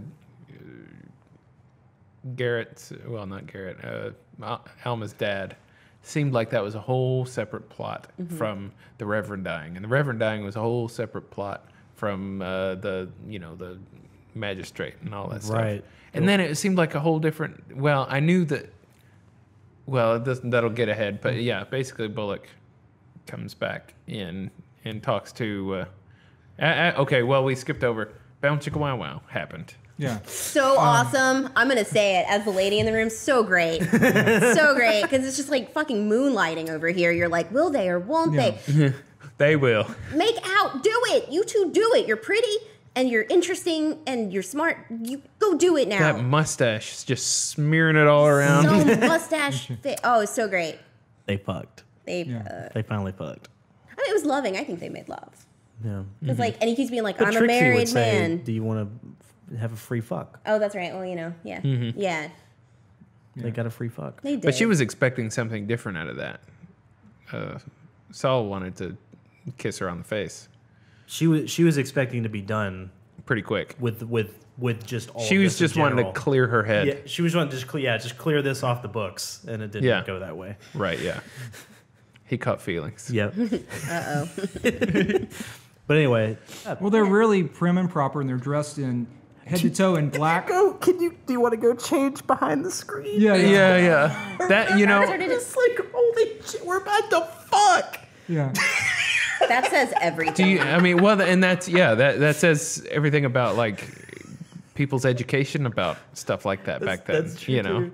nobody had a show to watch or movies to know Yeah, how there's no this stuff's supposed to go down. Internet. to- You just know that you're not supposed to see this stuff, and I don't know at what point it's okay. Or Well, I would say Alma's a little bit more modern or a little bit more sex positive than Bullock. Yes. Like Yes. she's wearing what IMDb says she's wearing a Merry Widow outfit, which is a see-through Yep. black thing. So she's clearly, into it. Yeah. And Right. he has to be led along. when little did bit. she? I wonder if she's always had that, or if she got it special for him. I actually, it's Months funny. ago. I wondered about that costume piece because I just like from a costuming Yeah. standpoint, I was like, well, that's very beautiful, and the way the corset is over it, and then I wondered like historically, is that like a piece that would be part of things? Like, what is really?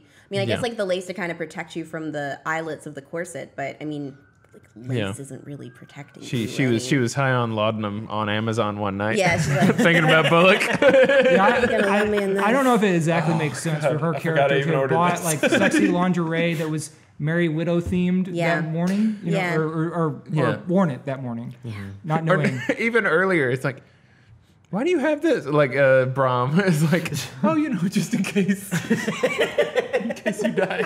just in case. That's funny. I've never seen you wear that for me.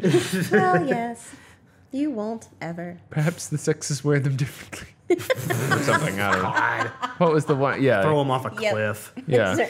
Jesus. I thought it was great though, and I think it is really sweet how Seth keeps saying, "I'm a married man. I'm a married man," and she's, She's like, like, "Yes, I don't like." care. Yeah. Well, but also it's like you're not married of for love. You're necessity. married out of like biblical necessity Right, and your yeah. like pig-headed sense of what you should do Right. and what's right. But it's still like a thing that's like it. He can't avoid it. He can't square his morals with it. no, he quite. can't. Yeah. But like he's obviously not in love with his wife, especially No. once you find out like Well, it's he just barely his knows brother's her. widow. Yeah. Yeah. Exactly. Barely fucking knows her. And Like and they're like in another state, and Yeah. at some point he's gonna send for them. Yeah. So yeah. well, they're sent for, right? Oh, they They're on are their way. sent for. Okay, yeah. I think so. He said he was planning to send for them. But Because he got the plot or whatever. Yeah, he bought the plot. He bought the plot to I guess build a house. But like almost sensible enough to know like you're in a marriage of necessity and convenience, and like we're clearly attracted to each other and like in love with each other, like Yeah. very clearly. Yeah. And then they just have a beautiful moment of catharsis. And so Bullock goes across the way to Al Swearingen, steps over the blood on his office floor. Blood stain in your floor. Yeah. Yeah. his- I was gonna get to that. So great. So very great. I was worried when he said I was going to get to that. Is he being clever and is about to kill Bullock? Like when I first saw it, like I was Yeah. not that he does, but Yeah.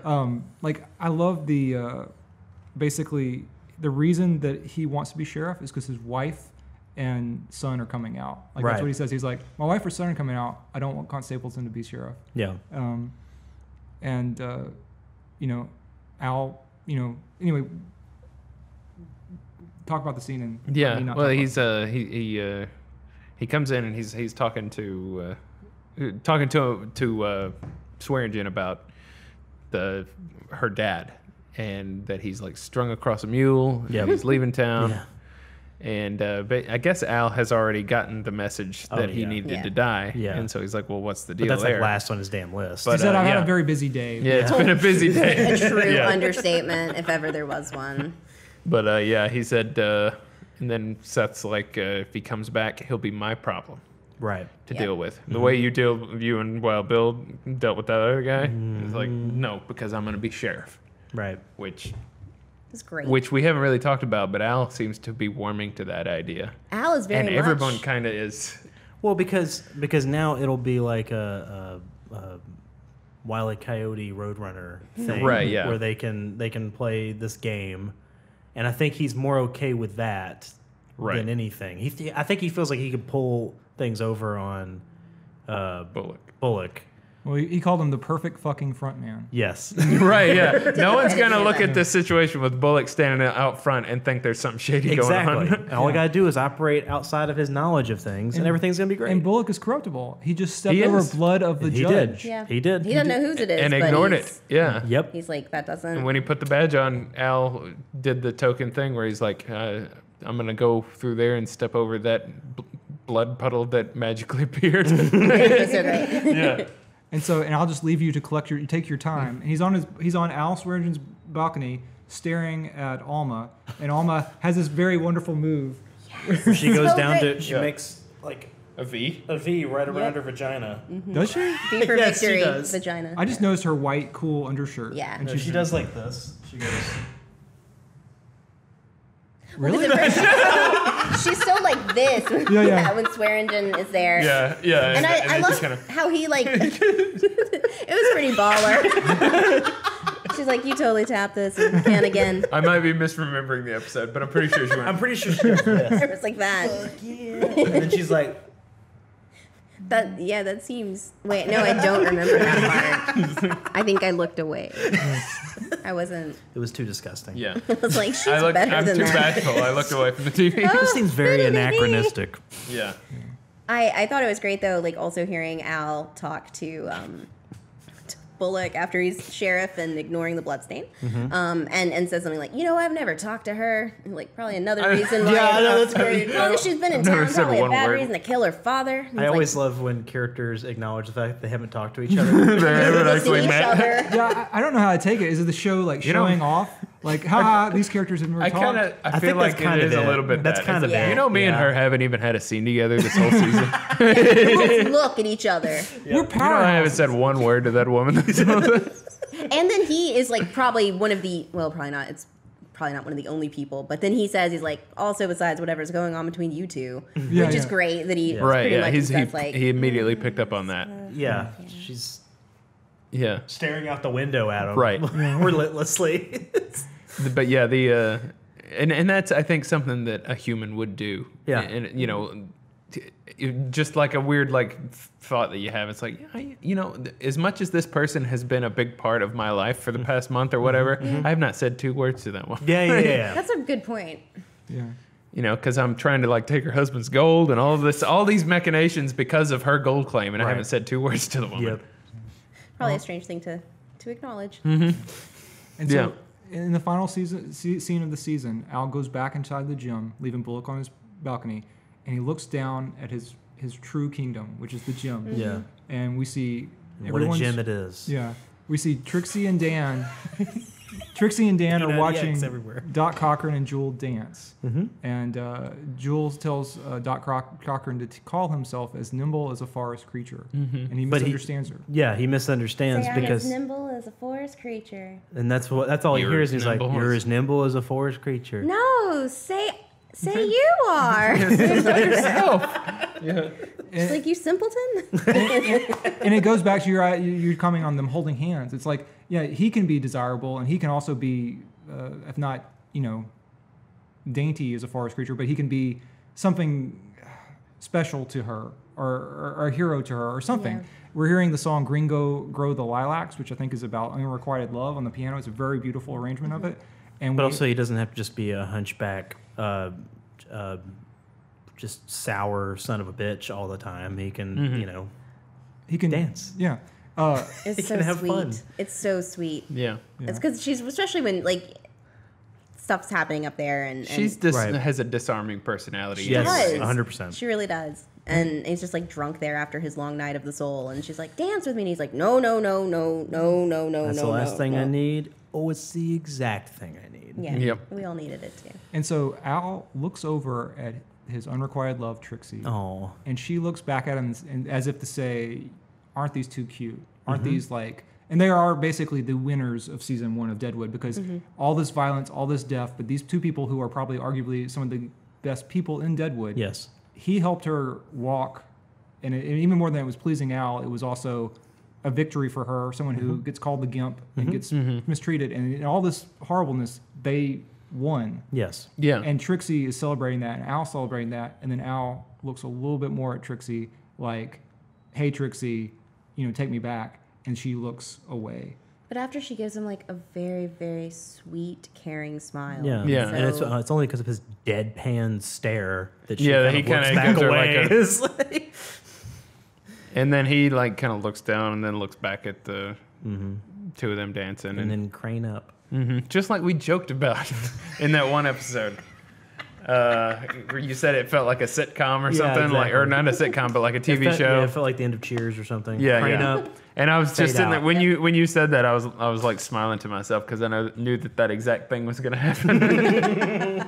But it's such a warm moment. But it's yeah, It is. Yeah, it is. it No, it really- really is. Really, really is. And Chad, going back to your season-long feelings about Swearingen, how did it make you feel about Swearingen? Do you have more sympathy for him? Oh, of course. From like what, the first episode? Is that Yeah. what we're talking about? I mean, yeah. I mean, the first episode ends. He's like a fucking monster. He looks like he's a big pile of shit there, sitting in the bed, like just staring off into nothing. As like, his bottom bitch comes around and lays down next to him submissively and all that. And like we've seen so much change in his like stone kind of exterior. You see that he has feelings for people, and he, cares about things, and and you learn about his backstory, where he came from, and all of this that I didn't even know if they were ever really going to get into. I thought he was just going to be like some monster that slithered out of the sea or something. But Monsters are always made, though. it's true. just ask But yeah. Grendel's mom.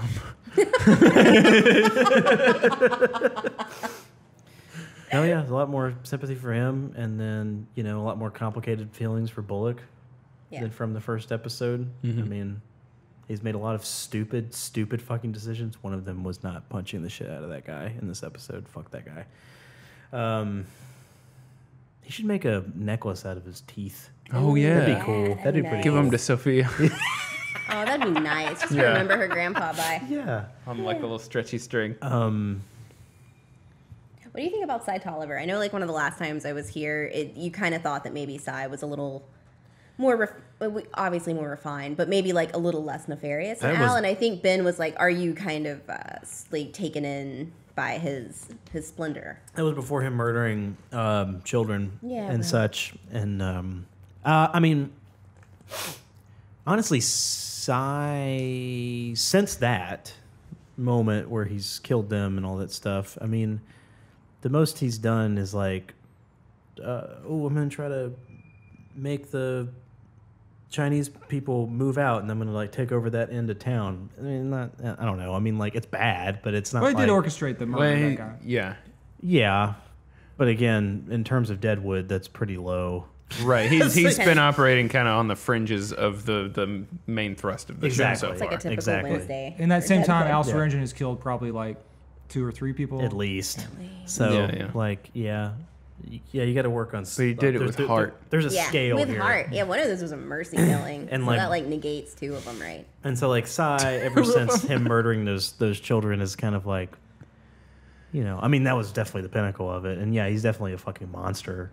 But he has so much in common with Al that it's ridiculous. I'd like to hear more of his backstory and where he comes from. Yeah, he doesn't Two. get humanized the way that Al does. Yeah, Right. it kind of starts off. I think I said this in a different episode, but it kind of starts off in a different thing because he comes in and he seems like a refined gentleman, and then that flips on its head, and we haven't seen the reversal back from that yet. Trying to think of other people, major characters. I mean, Saul. You kind of think in that first episode, like, oh, Saul's gonna be like, no. It's like, The friend. yeah, it's like no. They finally gave him something to do when Trixie. him and Trixie started, seeing each other. But He's like a real backbone, though, in a lot Yeah, of ways. yeah. Like, he Oh, really yeah. is an anchor Well, for Seth, but he just doesn't get to shine. as yeah, much. he's a backstop for Seth's anger problems, but that's about it. Yeah. For the most part, for a lot of that season. But you're right. He's a little bit so good that he doesn't he's not as interesting. No, He's very he's thin. pure support character. Yeah, he's thin. Like, but I mean, he's like he'd be a medic if we were playing TF2. but that's fine. There's too many characters. You can't have Right, you yeah. can't have 50 well-rounded characters. That's insane. So It's just from the first episode, you kind of thought that there was going to be more going on with him. That's it. Yeah. I don't know who are some other. What about characters? Farnham and Merrick? Take it. Merrick has been this downward slope of just like fucking obnoxious, dumb shit. And again, I fucking understand. He's the paper guy. He's got to be like, what's the word, sir, and all that stuff. But I mean, he is just so obnoxious and so just a bumbling buffoon. But I know he's gonna make it. It's fine. So, And Farnham? Farnham is interesting because Farnham started off. I was like, he's mentally handicapped. It was like something is wrong with him, and I mean something is still wrong with him. But like at the same time, he's very nefarious. I wouldn't say that I was wrong in that he views Al as a mentor, and Al is the reason why he's as bad as he is. If he was in a different situation, I think he would be fine. But because Al is his mentor, Farnham is a big bag of shit. And I love Alma's interactions with Farnham. They're so incredible. It's like, because that's exactly the same way I would handle that person in real life too. Is like, shut the fuck up, get out of my face. He never even say anything though. That's what's so great is they like never talk. I mean, at this point, that's been the progression of it. That's been the fall off of it. She used to say just like, shut the fuck up, get out of my face, and now she just stares at him. She just ignores him, walks away. It's so good. which is not an uncommon tactic for handling him though. No, Right, it's the yeah. right It's tactic. the right tactic. Because he Right. just Don't spouts a engage. bunch of fucking nonsense. It's like, most of the words he says don't mean anything. Right. Well, even if you insult him, he's liable to like take that as information that he can pass on to somebody or about Yeah, 'cause he doesn't about get your it. mood Because or he doesn't something. get it. So, Yeah. yeah. So yeah, just don't give him anything. No. Who else is there? That's the best way to frustrate him.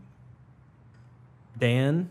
Dan has definitely morphed over time. He starts off kind of being like, I don't know, because he's the guy who kills everybody. So Yeah. you're like, Right, I don't yeah. know. He's like the heavy. He's one of my favorites. But yeah, he's incredible. He's like, he's not as dumb as he lets on, and he's actually a pretty sweet guy. Loyal, Yep, and he's fiercely loyal. fiercely loyal. Gets a little creepy with Krista Bell, Right. but that would And how much of that again is just people not knowing how to act around women. But that also would have been okay for the time period, I suppose. Well, I mean, there's also that every single man in the bar gets creepy around Kristen Bell, who also changes in her apparent age from Yes. one episode to the other. Right. But like Oh, that's right. almost all of Deadwood kind of gets closer to her and like touches her shoulder or something. Yeah. It's really even Joni was into that for a second. Yeah. yeah, Seemingly. yeah. Which is what made that whole thing. I'm talking about an episode I wasn't here for. Yeah, But yeah, the whole thing with her having to pull a trigger on that, yeah. a problem. We talked about that a little bit. I kind of saw it more as a motherly thing. Other people saw it as more of a sexual thing. Oh, okay. So I don't know. I thought that Joni was maybe attracted to Alma this episode when she's holding her hands. Is that reading it wrong? I thought it was just more of a Like a support. support thing. Yeah. That's kind of what I thought. I think that, I mean, probably a little bit of both. I mean, Yeah. based on what Joni says her backstory is of her father tricking her into thinking that her mom's like, no, I'm in heaven. Go sleep with your dad and take care of his needs and all the men. I mean, a woman in her situation is Yeah. going to be fundamentally unable to separate sexuality from love. Sure. Exactly. And it's just, Sure. it's been reinforced from And her she has this youngest look age. of disappointment when Alma goes to the door, like Bullock interrupted something. Yeah. Like their sweet moment. And yeah, she's just not going to be, I mean, for her, she's only going to be able to express any affection with some physicality. Yeah, So- and that's literally her job. Just, Yeah. same Right, way with and so Trixie, where's too. the line? It's the same way. And I think she establishes that Cy Tolliver captured. I don't know if it's this episode, but Cy Tolliver, I think, kidnapped her around the age of 14, and she's been doing it ever since. Yeah, she said she was sold, but Or she sold, didn't give yeah. an age specifically. Yeah. Yeah, somewhere we learned that she was 14, and the name of this episode is named after her story, "Sold Under Sin," Oh, that's nice. which is like maybe a biblical quotation too. But Who else? Oh, so many. Do I need to write off one? Ellsworth. All I know is he's got a working fucking gold claim. Working fucking gold claim. Well, he's incredible. Yeah, he's he's kind of he's very upstanding, but he is kind of shady. You know, he like got Jack McCall off. He lied about the Alma's claim, and now he's working it. You know, he's still very, very likable, but he is involved in a lot of. He's a lot less shady than a lot of other well, people. and again, shady is a spectrum. Anyone who's there, you could say, He's is doing it to complicit in a bad survive. situation. more than anything. But yeah. I mean, since we're in this town where this stuff is going on, I'd say good people have to make bad choices, Right. Yeah. to survive. I mean, he's a pretty static character, but that's not a problem. I think that's does it fine. well. Yeah, I mean, I think that's fine because he's funny. Funny. Right, He's yeah. funny as- Likeable. He's funny as shit. So Right. like, him being a static character, I don't think is a problem. Yeah. Maybe they do more with him later. I don't know, but it's just you can probably have too much Ellsworth, I guess. You Yeah, can that'll never, do ya. never. We'll have- see. I mean, we'll see. Well, I'm saying like you might I understand. ruin him Yeah. in a way Yeah. if you try to and if you try to be like, Like, oh well, now overdevelop Ellsworth him. is having to kill people to do I don't know. It might, If you turn him into it's an like, anti-hero. it's like I don't know. We need Let's- more of that. No, you're Go good. full Wesley We're from, totally good on that. Angel. We don't need any more. It's like Ellsworth's fine being like kind of just in the middle out there somewhere. But who else is there? Mr. Wu, Trixie. Well, Mr. Wu didn't develop at all until Mr. Wu's episode, and then he's incredible. That's really so good. The fact that he's the owl of, I guess, Chinatown or whatever you want to call it, is great.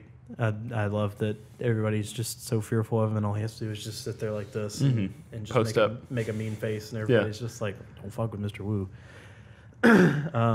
Johnny. Well, you said Trixie. Oh, yeah, sorry. Trixie's been all over the damn place. She's got tons of character development in this season, which I did not see coming at all from the first 2 episodes. Yeah, even I you didn't. wouldn't. No, I mean, I was just like, oh, she's just gonna be one of the sex workers that's in this. She's Al's, lady or whatever. But I didn't assume that they were gonna delve as hard as they did. And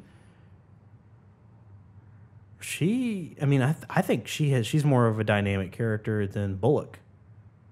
Yeah, is. she has more of a spectrum, like you were saying, Yeah. where she could go a lot of different ways. Yeah. And you kind of could probably guess with a lot of accuracy how Seth Bullock is going to react. To Well, a he's situation. he's like it's like you set up it's like there are rules with his character Yeah, that never break. yeah, He's always going to be like quick to violence and quick to anger, and it does not take much to provoke him. Nope. At all. And so really any situation, how it's going to play out for him pretty much. He's not going to surprise you as a character. which I think works Necessarily. for a sheriff character. He's Yeah. he's rigid I think that totally works. and has a code. Well, it's like chess. It's like he's a knight. He can only go Right, in he has L. these Like, rules. He can only Yep. move. Only moving L's. Mm-hmm. Ellsworth. Oh, full circle. Yep. I think the most tragic character, I guess, would be. We could talk about Calamity Jane and Reverend Smith, but Reverend Yeah. Smith would be Yeah. super. He's a very memorable character, and this is his last episode. Yeah. And Unless he comes back as a spirit. Yeah. To haunt. the The show takes a weird turn. It turns into Season 2 's supernatural. real There's so many Ellsworth is here. flashbacks. but he. I guess I won't talk about the circumstances of his death because they might come up in the next episode. They might talk about his death a little bit in the The next Reverend? episode. There's something that happened in real life, and I want to discuss it, but I'll leave it till next Go season. the other way. Calamity Jane. She's so good. Yeah. She's She's so great. great. I mean, they just stop her character after a certain point, which is a little sad. But again, there's so many fucking characters that I guess at a certain point you They do have to like, rotate them out. You have to She can rotate. Tag boomerang each other back. in and out. Yeah, I mean, Yeah. she could always boomerang back, and she's Yeah. going to be the same thing. She's kind of like Ellsworth in that she is sort of static. Yes. But, I mean, again, Dab will do you, and it's wonderful. Right. You love what she is. I think there's something kind of refreshing that she doesn't like get shot or anything. She literally chooses to leave the camp, and we don't see her. Yeah. They actually don't have her for 3 episodes or 4 episodes, Yeah. or have the rest of the seasons. They just Right. she's gone, and I like that a lot. And it's almost like That's what more I like like. a real life. What I like about that is that so many times it feels like there are contract reasons that people are on or off a show, and that doesn't feel like it was in play there. No. Where we have to like see what she's up to. so Yep. that she can be in the episode and get Yeah. paid. Yeah. You know, so there wasn't. Yeah, she's like a roamer. Her It character felt natural. Yeah. Just Also- like Wild Bill dying halfway through the, Yeah. the season instead of it being a thing they build up to, like a finale That's one thing. for him. Yeah. I do like the seeing that it's a female character that has some agency on Yes. her own, and she gets to leave, and Yes. and it's not like she was sold or she was tragically murdered, Right. Yeah. And stuffed in a fridge for Bullock's character development, like that old trope. That's a comic book. It is a comic. I book. mean, I know what I'm referencing. Basically, a lot of comic books have the moment. People noted this, and What? it became an internet thing where Yep. they're like, sometimes in comics they need to have the girlfriend or the wife to die so the superhero can be more angry. Yep. It's kind of the revenge storyline that is Yeah. often in a lot of action movies. So a lot of female side characters ended up getting killed and stuffed in fridges in yeah. comic books. Girlfriend in a fridge. What? It's a trope. Yeah. Girlfriend It's in a a trope. fridge Heard of trope. this. And even if you take out the specifics of girlfriend in a fridge, Yeah. it's a trope. Yeah. I mean, it's Yeah. all like my Yeah. sick wife died, but I'm a better character now. Oh, sure, yeah. I mean, and so it's really refreshing, especially in a show that deals with mainly like prostitutes and widows. And Right. a lot of, have, a lot of Exactly. victimized people. lot of Exactly. victimized people, like both genders, especially women, but Yeah, yeah, especially but women, everybody, yeah, exactly. super victimization party, and so it's nice and refreshing that in a show in this time frame, knowing that it's not gonna be great, that she has some agency and she leaves of her own accord, Yeah. and she can come and go as she pleases. Yeah, and you know, when it comes to the gym, you know, Al is kind of if he's not our main character, then Bullock is. But you know, a lot of the prostitutes in the gym are extras, and Trixie is really our only focal point for the suffering that they would undergo, and also the experience of being kidnapped from an orphanage and forced into sexual slavery at, I assume, a very young age. Yeah. And you know, it's a show which has so much violence towards women that it is. But as you said, it's saved by maybe how much character there is and the characters there up front. Right. And, You also can't pretend like historically. I mean, it's arguably one of the best times to be a woman now, and it's still really hard and dangerous. But I mean, you can't take that out of it. I mean, Yeah. it was easier, and there's a ton of victimization of like the other men. I mean, you think about like what the people in Chinatown are going through, you think about the Native Americans, you think about the other prospectors. It's just Yeah. a hard time, and that anyone makes it out alive with any like decency is pretty remarkable. it never makes it into the series, but Milch has said in interviews that he wanted Bullock to have been beaten by his father as a child, and that to be Yeah, I Probably. heard that. Yeah, that basically, I think it was something. Timothy Oliphant was doing an interview or something, and he said they would have conversations where it's like every day Bullock wakes up and imagines beating the shit out of his father, But and that's everything he needs to know to get into character. honestly, isn't that everybody's character trait from this time period? All boys were beaten to shit by their fathers. I mean, that was just You just par for beat the your course. kids. Yeah. Yeah, I mean, Spare the some, rod, spoil the child. some Yeah, worse than exactly. others, obviously. well, not But Brom yeah. Garrett. Brom Garrett. No. Totally. Well, that we know of. at least he was thrown off a cliff. yeah. They had the help beat him. The help. The help would beat him. I mean, why do it if the help? But can he do had it? hang-ups about his dad too. Oh yeah, and he didn't want his father Oh, yeah. to be You're right. invited. Father will have been informed already. And that little tick. I mean, that Yeah. little affectation said a lot. Yep. And again, maybe if like your kid's not physically beaten, oh, what are the odds that they're sexually assaulted Yep. repeatedly? I mean, Yep. it's just it's a dark time Very dark to time. mine a story with characters that you still care about, even though they do dastardly things. Yep. It's Those problematic. dastards. You know what's funny? What? Nobody has mentioned Charlie Utter, That's which is incredible because that is the essence of Charlie Utter is that he's I love- always I was. forgotten. He was. I was I've gonna been sitting on that for about 10 minutes. Have by you? the way. Oh, see, I've been sitting on bringing him up because I like him so much. But it's like waiting his turn. 'Cause Ebb Yeah, and exactly. flow. He's always waiting his turn. he's always waiting in a line that's too fucking crowded. Unless he's too flirting big. with Joni. Right. Yeah. Feet too big and it's too fucking crowded in here. Maybe a healthy dose of both. I love Charlie. I love Charlie too. Charlie is endearing. Yeah. And Charlie has taken a huge turn, I think, from the original stuff with him. I mean, because like all he was before was just Bill's handler, and He's that was the it. sidekick. Yeah. He was just sidekick, and then he's taking on his. Now he's fire marshal. Now he's fucking fireman. He's moved up big time. Well, between Calamity Jane and Wild Bill, like there just wasn't room for more character. Right. Like you're saying, like Right. there just had to be kind of like an anchor. Yep. And yeah, he has been just a bright flower in this story. I've Yeah. loved him showing up with his hat in his hand, Oh, yeah. coming to ask Coming to Bullock court. if he'll go on a date with Wild Bill. Yeah. I feel like I should have brought posies. He should have. And he farts and shits himself and all kinds of Yeah, stuff too. God, I so forgot about that. Yeah. so that's it's all good. And he don't give a fuck. He'll slap you in the back of the head. I love that he doesn't give a fuck. he ain't scared of nobody. No, surprisingly, Yeah. I guess it's just from hanging out with Bill. Right. Yeah. Like just like if you agitate him or insult him or do anything like that, like he has no problems calling you out. Right. And it's a dangerous time to be that way. I Exactly. think. That's how you get fucking unless you shot. have to be that way. I Yeah. guess I don't know, but yeah, it's great. Charlie Utter. Slapping people in the back of the head for taking a rude tone. Who Yeah, else is there? Johnny. Johnny. Poor sweet lovable Johnny. Oh yeah, this guy. with the Yeah, hair. yeah. Yeah, I mean, He's he doesn't really have a lot of. I mean, I like making fun of him for being the turkey of the.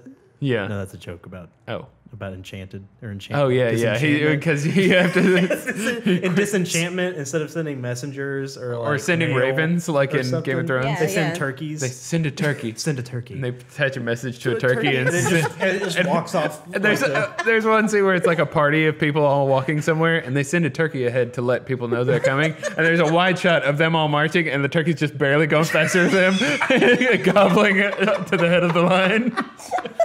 So he's the turkey in the show. Every show needs a turkey. Quick, send a turkey. And he just Like shows runs up, out of the room. He just shows up, says one sentence, and everybody stares at him, and he goes, Yeah. walks away. And he's funny. He's like a puppy. yeah, exactly. Yeah. Every Every once in a while he gets Richardson's getting lines now. Wait, which one's he? Farnham's psychic. Farnham's Oh, with the long gray beard. That guy's great. When he's standing in the doorway, what did he say in this episode? He was like standing in the doorway. Oh, Somebody said something. The mayor was- Crook said something about like He's is not it- here now, but I can check your room. Yeah, yeah, Yeah. Is this the place I'll where take the you to mayor? your room. This is the Oh, he mayor's does that place? amazing smile too Yeah. back at Farnham when Farnham like says something. Yeah, when I know what's in the till, or I don't know, and he's and, like, and he looks like the fucking crypt keeper in yeah, that he one really scene. did. Yeah, Yeah.